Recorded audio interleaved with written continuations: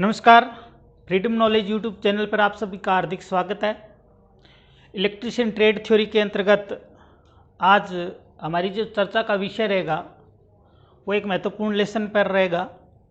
तो आज हम चर्चा कर रहे हैं अल्टरनेटर पर, और पूरा जो अल्टरनेटर है उसके संदर्भ में जितनी भी महत्वपूर्ण बातें हैं उनका सारांश आपको लगभग 3-4 वीडियो में कंप्लीट मिल जाएगा। तो पूरे लेसन को समझने के लिए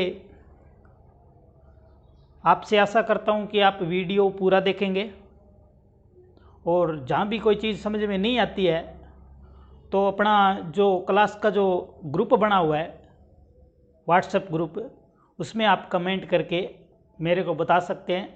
उस टॉपिक को अपने दोबारा रिवाइज करवा देंगे। तो अपने बात कर रहे हैं अल्टरनेटर पर।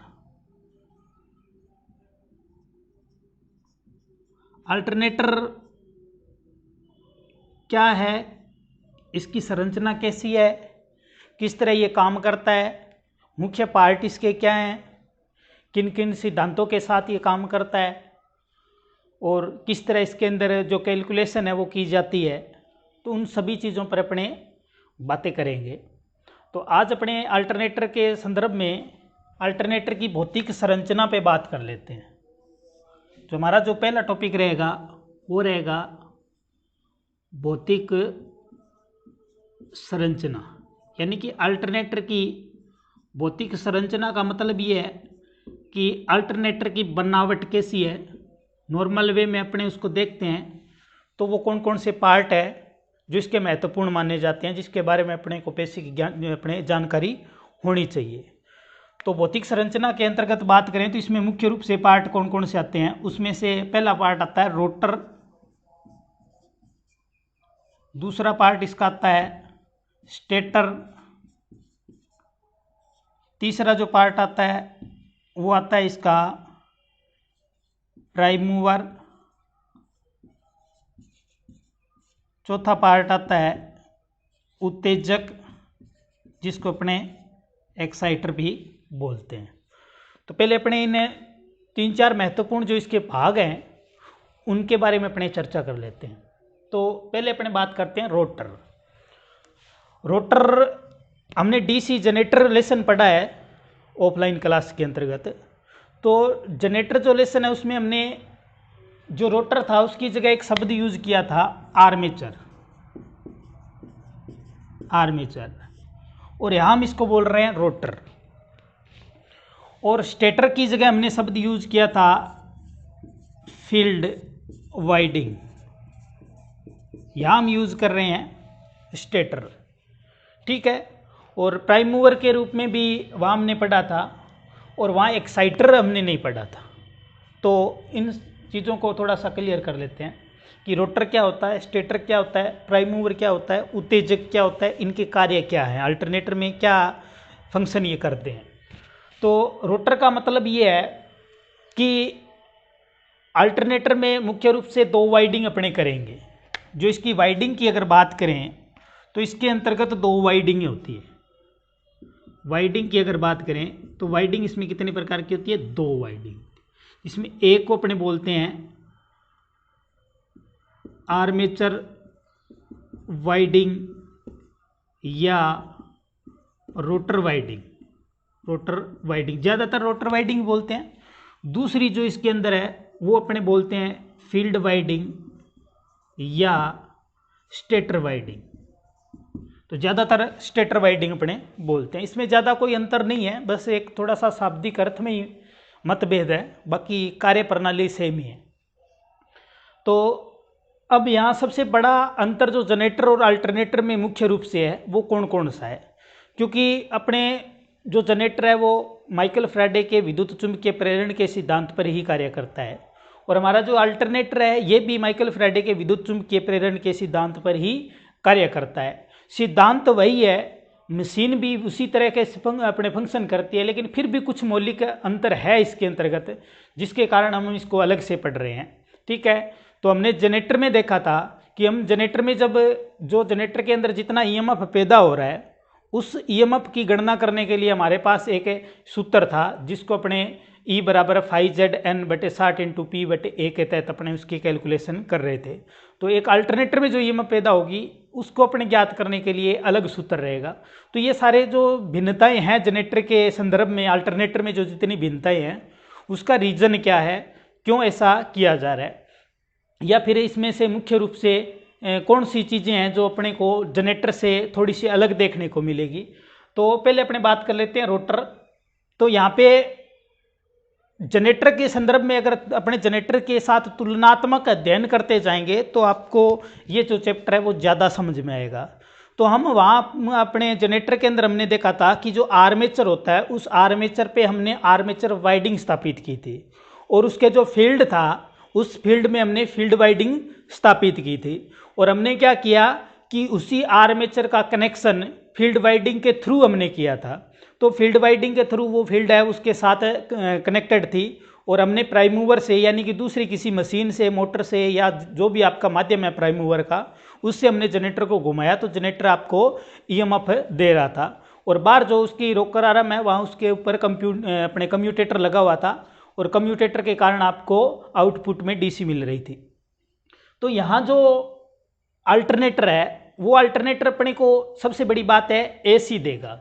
तो सिद्धांत एक जैसा ही है, लेकिन अगर वो मशीन आपको डीसी दे रही है तो हम उसको जनरेटर के रूप में पढ़ते हैं, और वही मशीन आपको एसी देती है तो हम उसको अल्टरनेटर के रूप में अध्ययन करते हैं। तो यहाँ पे सबसे बड़ी बात यह है कि अल्टरनेटर मुख्य रूप से अपने जैसे छोटे अल्टरनेटरों को देखते हैं तो वो अपने जैसे लाइट फेल होने की स्थिति में नॉर्मली इमरजेंसी के टाइम में हम घरों में यूज करते हैं। लेकिन जब अल्टरनेटर को व्यापारिक स्तर पे देखा जाता है तो उस समय क्या होता है कि अल्टरनेटर के अंदर कुछ परिवर्तन करना पड़ता है, क्योंकि हम जब लाइट का उत्पादन कर रहे हैं तो वो लाइट का उत्पादन हम व्यापारिक स्तर पे करते हैं, यानी बहुत बड़ी मात्रा में करते हैं। तो ऐसी स्थिति में हमारे सामने समस्या क्या आती है, क्योंकि जो ईएमएफ पैदा होगा तो ईएमएफ आपका माइकल फैराडे के सिद्धांत के अनुसार ही पैदा होगा।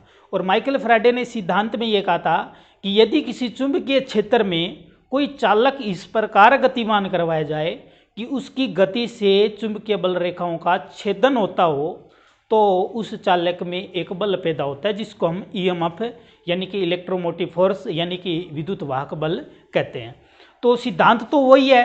तो फिर यहाँ पे जो ईएमएफ पैदा हुआ वो ईएमएफ कई कारकों पर निर्भर करेगा।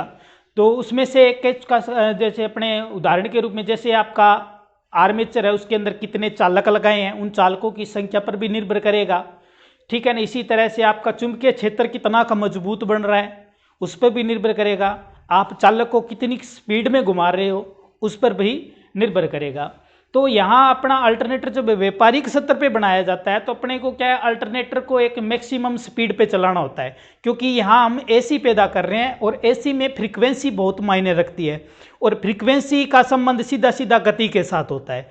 तो हम अल्टरनेटर को क्या करते हैं, नियत गति पे चलाते हैं ताकि वो एक रेटेड फ्रीक्वेंसी आपको देता रहे। तो एक नियत गति के लिए फिर अपने उसके अनुसार उसके अंदर अपने पोल का डिजाइन करते हैं भी कितने पोल के अपने इसको लगाना है ताकि हमारा प्राइम मूवर कितनी स्पीड का है, वो सारी चीज़ें अपने उसकी कैलकुलेट करके उसके हिसाब से उसको प्रतिस्थापित अपने करते हैं। तो उसमें अपने एक असुलियत ये भी हो जाती है कि जब हम लाइट का उत्पादन व्यापारिक स्तर पर करते हैं तो हम क्या करते हैं कि अल्टरनेटर के अंतर्गत जो आपकी फील्ड रोटर पर स्थापित होनी है जिसको अपने रोटर वाइंडिंग या आर्मेचर वाइंडिंग कहते हैं, वो अपने क्या करते हैं स्टेटर पे स्थापित करवा देते हैं। कहने का मतलब ये हुआ कि जो पार्ट घूम नहीं रहा है वो स्टेटर है, जो घूम रहा है वो क्या है, रोटर है। तो हम क्या करेंगे, जो घूम रहा है उस पार्ट पे हम क्या करते हैं, फील्ड वाइंडिंग को स्थापित करवा देते हैं। और जो चालक जो पैदा हो रहा है, ठीक है, जिस चालकों में पैदा ही अपने को ईएमएफ करना है उसको अपने स्टेटर पे लेके चले जाते हैं। यानी कि कहने का मतलब ये हुआ कि अल्टरनेटर में चुंबकीय क्षेत्र है वो गति करता है, चालक स्थिर रहता है। जनरेटर में हम उल्टा पड़ रहे थे क्योंकि हमने जनरेटर में ये देखा है कि जो चालक था वो गति कर रहा था और चुंबकीय क्षेत्र अपने मतलब स्टेटर के रूप में प्रतिस्थापित था।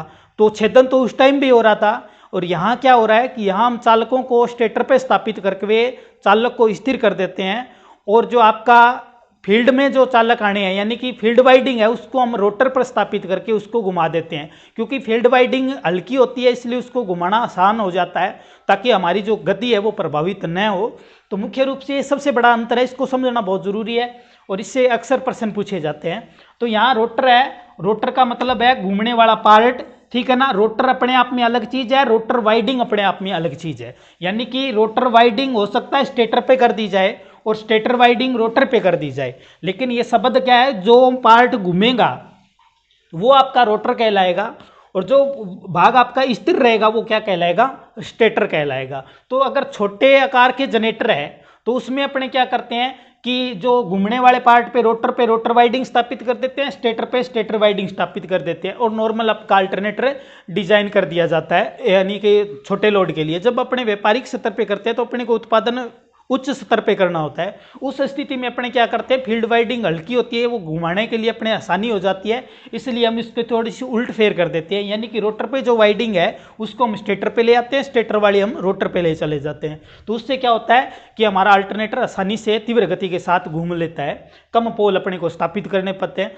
तो उसके हिसाब से आगे अपने इस चीज़ को क्लियर करेंगे कि कितने पोल लगाने हैं, कितनी फ्रिक्वेंसी अपने को जनरेट करवानी है, तो वो सारी चीज़ें आगे क्लियर होती जाएगी। एक बार बेसिक है, इसको समझना बहुत जरूरी है। उसके बाद में आता है प्राइम मूवर।